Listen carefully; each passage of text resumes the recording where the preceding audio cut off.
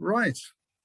Well, again, let me welcome everybody who is online, joining us for the launch of the new Canterbury Climate Action Awards 2022. I'm Carl Wright, the chair of the Canterbury Climate Action Partnership, which is our multi-stakeholder partnership of local governments, business, community groups, and educational institutions committed to taking action on climate and addressing the climate emergency. Last year, our partners endorsed what we call the Canterbury Commitment to Climate Action, which we endorsed and took in our delegation to COP26 in Glasgow for an official presentation. Now, we today want to take forward that commitment on climate action, and therefore we're launching our first ever awards, recognizing businesses, community organizations, educational institutions, and individuals and households which show exemplary commitment to positive climate change. The awards will form part of the 2022 Canterbury Climate Action Festival, which will be running from the 23rd to the 25th of September over a long weekend, which will have many public climate-related activities and displays. It's my feeling that our Climate Action Awards will showcase local excellence in carbon reduction and innovation, addressing climate adaptation and climate mitigation, including the enhancement of biodiversity. These awards will play a key role, we hope, in raising public awareness of the importance of climate action here in Canterbury and indeed Kent.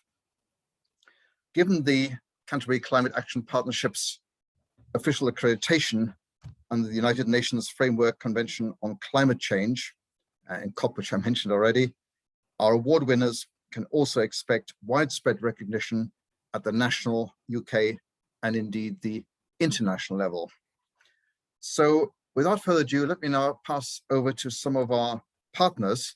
And I'd first like to hear from Lisa Carlson, who is the Chief Executive of the Business Improvement District for Canterbury. Lisa, over to you.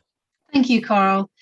We know so well that tackling the climate crisis is going to require the involvement of everyone in our community, from businesses to our local authorities, to our universities and our community groups. And CCAP brings all of these groups together. In 2021, in the run-up to the United Nations Climate Change Conference in Glasgow, CCAP and its partners ran Canterbury's first Climate Action Week.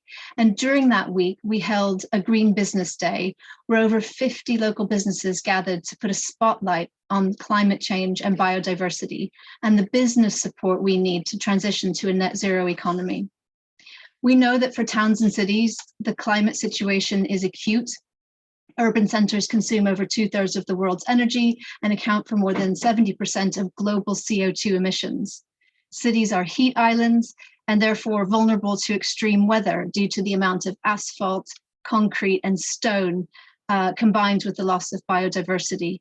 And Canterbury is a UNESCO World Heritage Site, and the majority of the city is part of a designated conservation area with scheduled monuments, registered parks and gardens, and numerous buildings protected by statutory listing. So we have our work cut out for us.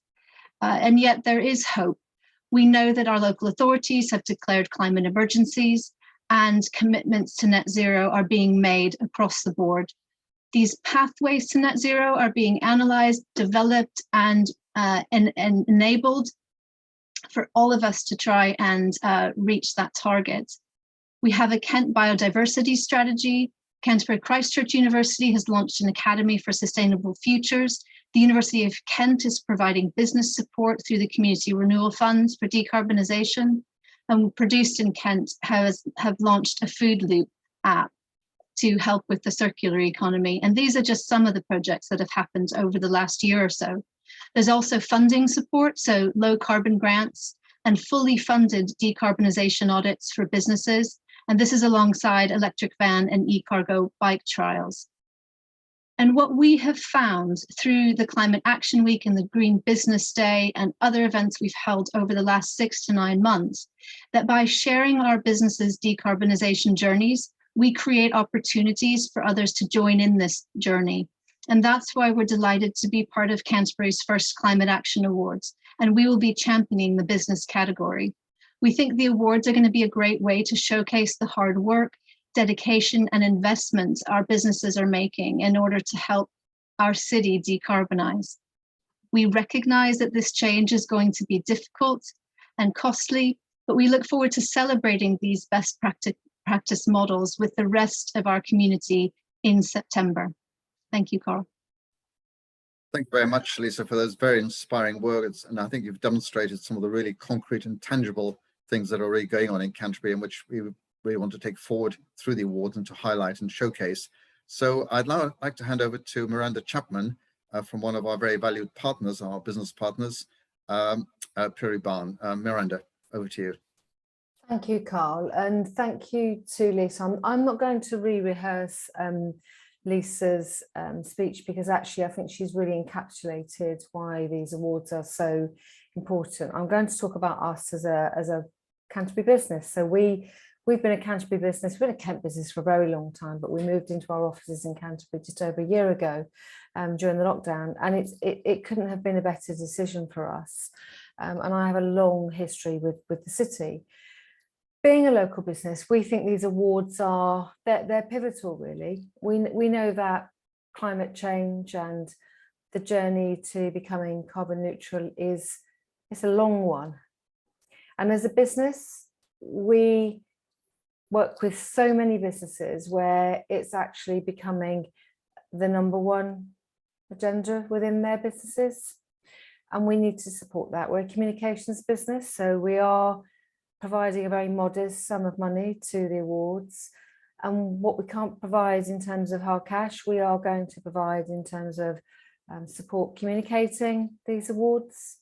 We are going to go out there and reach out into the wider Canterbury district and get as many people entering, explaining why they're important, explaining how these awards will help on the very long journey, as I've said, in order to help people become more carbon neutral. So we're delighted to sit alongside Creston Reeves and Dion and obviously the bid, and we're going to work really hard to make sure that we nail it along with the team, Carl and the team, and take these inaugural awards to something that really do mean something and show progress and change. So thank you.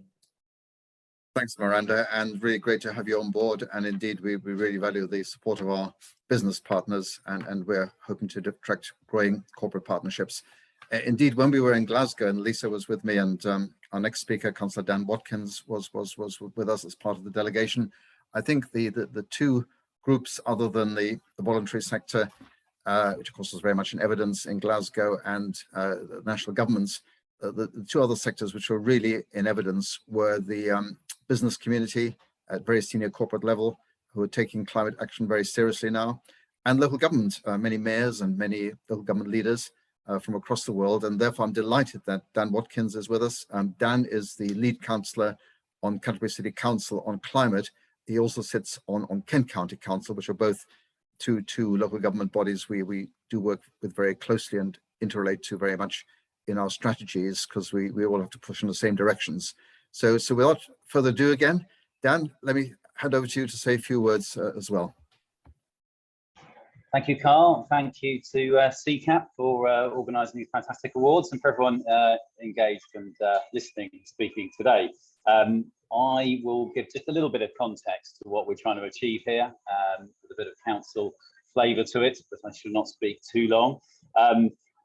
Essentially, the challenge for us here in Canterbury District is to completely decarbonise. So that's all our businesses, our residents, charities, public sector services, to go net zero. Now, the national target is 2050. We are being more ambitious than that here in Canterbury, and the council sets targets which it brought forward recently to 2045.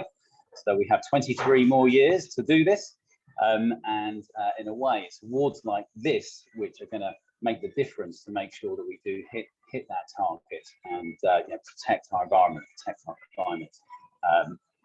I think like any movement to a kind of new way of living, they're going to be those early adopters, those people who decarbonise their activities very soon in the next few years, and they're going to be the people who take much longer to make those changes.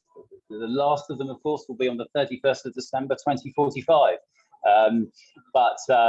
We are really celebrating, or hoping to celebrate in September with these awards, the people who are those early adopters, those organisations, those individuals in our district who are leading the charge to reduce carbon emissions and shine a torch for the rest of us to follow, so that we do make that transition over the next couple of decades. There's a big benefit to organisations being early adopters, because frankly, there's going to be more support, financial support, and actually advisory support for organisations and individuals wanting to decarbonise now and in the next few years than there will be in 10 years' time, when a lot of the heavy lifting will have been done. So everyone who's thinking of applying for this award, absolutely, it's the right thing to do. It's I hope you'll find the council and other organisations that are helping you in making the transition, and you will be inspiring others to follow your lead in the years that come. So, thanks in advance to everyone who is going to get involved with this and show the great range of activities they're undertaking in order to decarbonise their own carbon footprint. So back over to you, Carl. Thanks, Dan, and thanks for your support and your good words.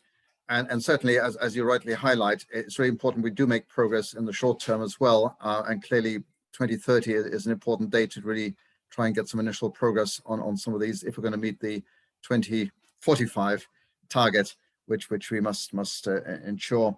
So we've heard from some of our partners, many others, of course, community groups, universities, schools, and faith groups.